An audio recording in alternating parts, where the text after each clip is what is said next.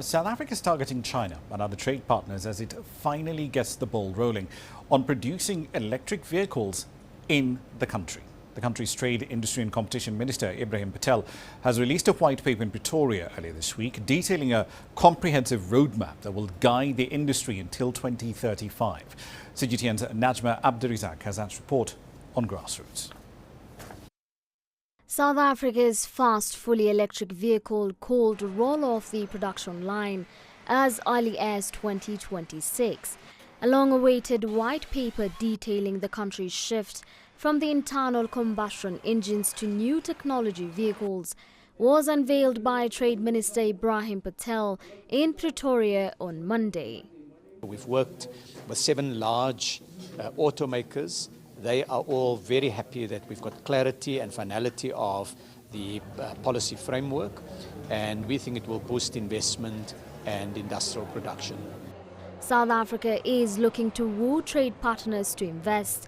Incentives are set to be outlined by the country's finance ministry in the 2024 budget. But I see a lot of opportunity not only to utilize producers from the European Union and the United States and Japan, but China itself has got a very large auto industry.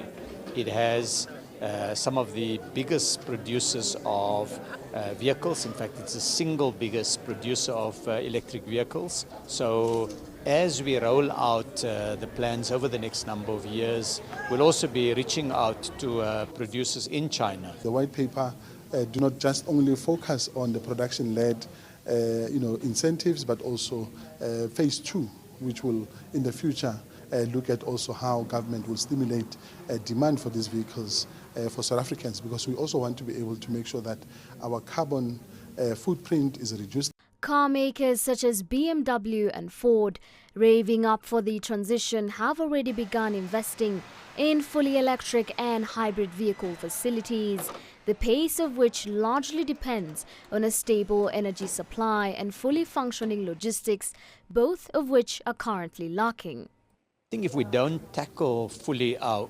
infrastructure gaps, then our transition to electric vehicles will be much slower.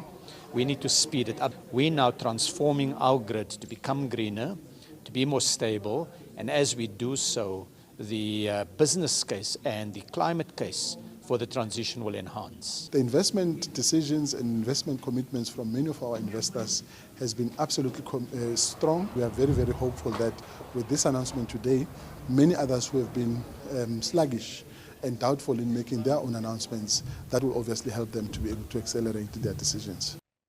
The change in direction for automakers cements South Africa as a global player as decarbonization efforts shift a gear higher. It also breathes new life into the country's ambitions to more than double production to 1.4 million vehicles by 2035. Najma Abdurizak, CGTN.